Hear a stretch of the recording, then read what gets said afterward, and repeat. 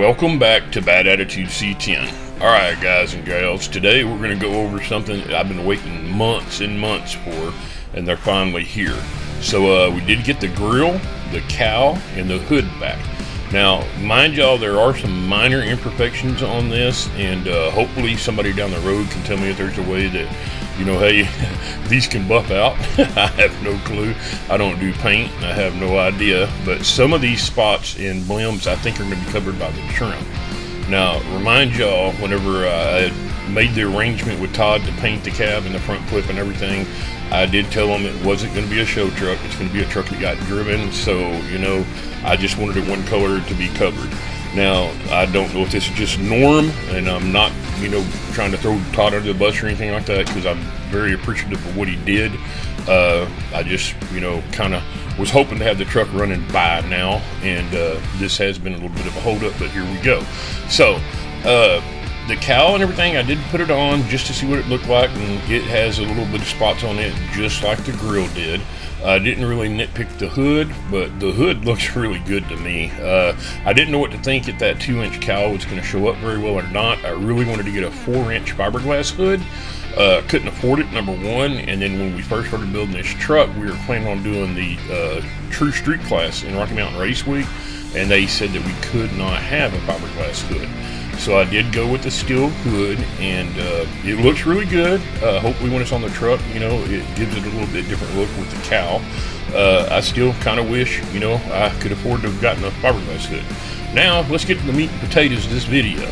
So, I bought the polyurethane bushing kits for the cab and everything, and the core support bushing, if you look, they're taller, and I was told by the people I got them from that, hey, they're two different sizes, you can flip them over. Well, both of them are real thick, and what I ended up having to do was order another kit for a 67 C10. The polyurethane ones, dude, they're super nice. I like them and everything, but I had a friend come by and he goes, dude, you'll never get your door gap and fender gaps right if you go with that tall bushing.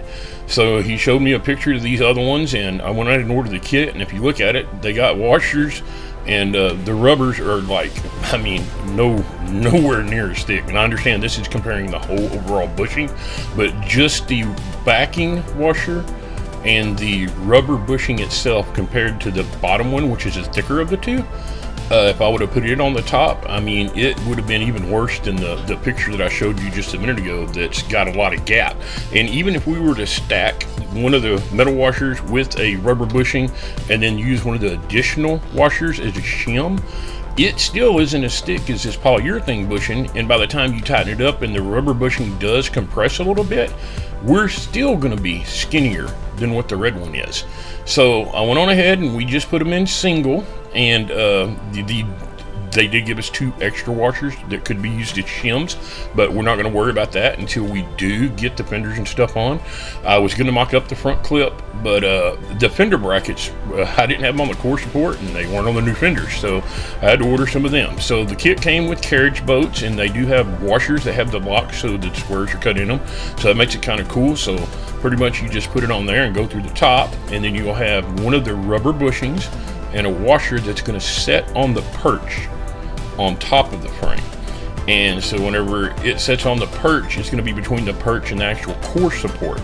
Now underneath that perch, you will then have another rubber washer and another spacer washer, or actually a washer itself. And in addition, they have what's called a lock washer, and this is kind of odd because if you notice, it's almost like a triangle, and when you put it on, the wider part faces the frame or toward the engine. So then once you put the nut on and you tighten this guy up, you get it to the position you want, and once you're finished shimming, getting your body lines where you want them and everything like that, then you would actually bend the shorter area on this triangle over and use it as a retaining tab so it cannot rotate. So it's kind of a unique thing and kind of different. I'm almost, you know, tempted to just put a poly lock nut or a regular lock washer on it, but hey, this is what it came, this is how it's supposed to be, so that's what we're going to do. So let's get started. Again, guys, it's got a carriage bolt with a retaining washer, and then we just have an 11/16 nut, and so we'll be using a 3/8 ratchet and an 11/16 deep socket, which is of course one of the dynamic tool ones that's K-knurled, has laser etch size on it and everything. And I know I'll probably beat this to death, but guys, these are some cool quality, you know, sockets, and I can't wait to get some more. So let's get started. So there's not really a good view I could get for this and show y'all, but basically I'm getting this pretty easy because the truck's not assembled. So I'm just going to raise the core support up and put the bushing with the washer underneath it on top of the perch. Now that's going to be followed with the carriage bolt itself and the locking washer from the top that has a square cut in it. Excuse me, guys. And I'm going to drop that in from the top, and once I get it kind of oriented where it needs to be, I'll come back to the other side and raise the core support up. Now, if you have the core support on and you're still in an assembled vehicle, dude, loosen up both sides, and usually you could use a long screwdriver or a pry bar and pry it up enough to get these things in and out. If not, use a 2x4 and a jack and just slowly jack it up. But be sure you pay attention to, where there's an action, there's a reaction, and you don't want to start bending shit on your truck. So again, I kind of got it easy because we're just now assembling the truck. So, it's just kind of a one-handed deal, and I can pick the core support up, put it where it needs to be. Now, once we get the bolt through, we're going to put another rubber bushing and the backing washer, and that's going to go underneath the perch, so between the perch itself and the mount up top. Now, the triangular washer, again, will face the frame, the widest side, and once you get that on and you start your nut, should I say, just remember there is no locking mechanism other than the tab that you'll turn down later. We're not going to do that until the fenders are on, the doors are on, and we get our body lines where we need them.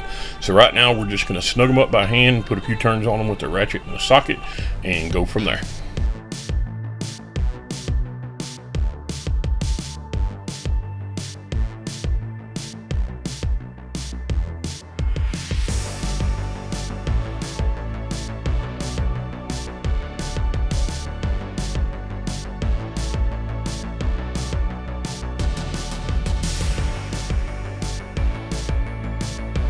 So again, guys, I really can't get a good camera view of this, and I don't have real good lighting in the shop underneath, but this is basically what you'll end up with. And you can see I do have the bushings compressed just a small amount. And again, this tab would get bent over to keep the nut from backing off in the future. So we'll go ahead and move over to the other side, and I'm going to go ahead and time lapse it. And we're going to start by removing the bushings that we did install previously.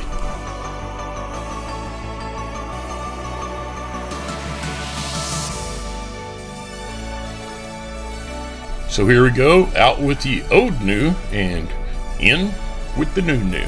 So again, it's going to be the rubber bushing and the washer, and I'm not going to repeat every bit of this again, so we're just going to roll with it. And guys, by the way, if any of y'all are wondering why it's still rusty and everything as far as the core support, once we cut and mount brackets and holes and everything during mock-up, we will then take it and have it blasted and painted black. So right now it's just in the condition it was when it was taken off the truck originally.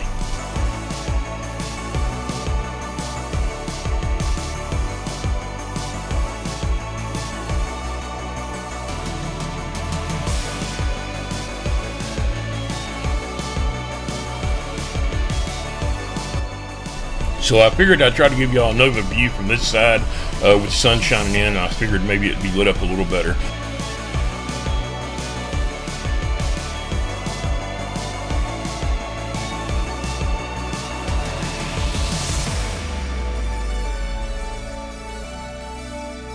And up here from the top side, it's basically, I know it's crappy, guys, it's rusty in there and everything, but you can see where the carriage bolt goes through and the square, washer is. Now on the other side, you can kind of see where it's in the gully, and it's right next to the pads for the radiator.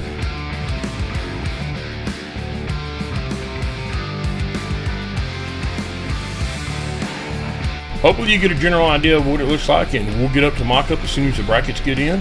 And until next time, y'all have a good one.